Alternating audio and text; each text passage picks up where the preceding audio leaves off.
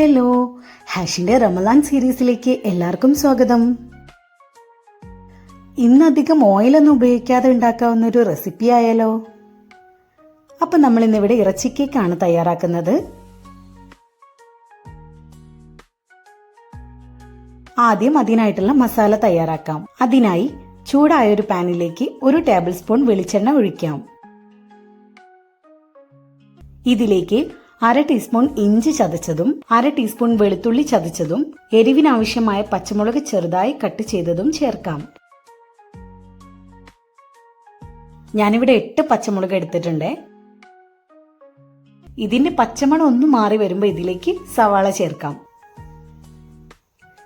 ഇതൊരു 3 സവാളയുണ്ട്.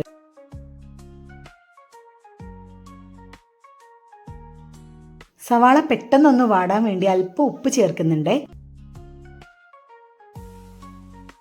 ഇതൊന്ന് വാടിയതിനു ശേഷം 1 ടീസ്പൂൺ മഞ്ഞൾപ്പൊടി ചേർക്കാം. 2 ടീസ്പൂൺ മല്ലിപ്പൊടി കൂടി ചേർക്കാം.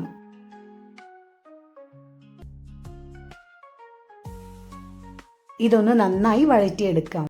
ഇങ്ങനെയൊന്ന് വാടിയതിനു ശേഷം ഇതിലേക്ക് വേവിച്ച് വെച്ചിട്ടുള്ള ബീഫ് ചേർക്കാം. ഉപ്പും കുരുമുളകും ചേർത്ത് വേവിച്ചൊന്ന് മിക്സ് ചെയ്തെടുത്തിട്ടുള്ള ബീഫാണിത്. ഇതുകൂടി ചേർത്ത് നന്നായൊന്ന് മിക്സ് ചെയ്തെടുക്കാം.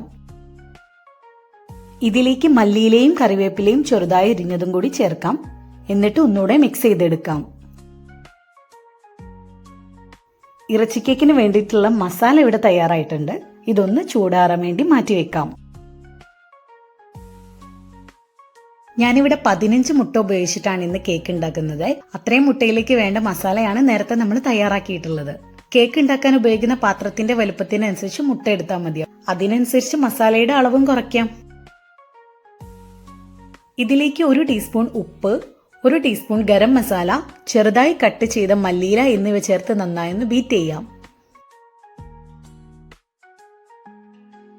ഇതിലേക്ക് തയ്യാറാക്കി വെച്ചിട്ടുള്ള മസാല ചേർക്കാം. നന്നായി ഒന്ന് മിക്സ് ചെയ്തെടുക്കണേ. ഇത് മിക്സ് ചെയ്യുന്ന സമയത്ത് നമ്മൾ കൈകൊണ്ട് നന്നായി കുഴച്ച് മിക്സ് ചെയ്യുകയാണെങ്കിൽ കുറച്ചുകൂടി ടേസ്റ്റി ആയിരിക്കും.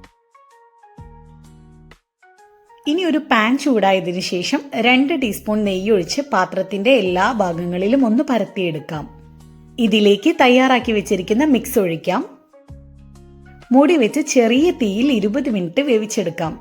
ഒരു 5 മിനിറ്റിന് ശേഷം ഇതൊന്ന് തുറന്ന് ഇതിലേക്ക് ചെറുതായി മുറിച്ചു വെച്ചിരിക്കുന്ന മല്ലിയില കൂടി ചേർക്കാം.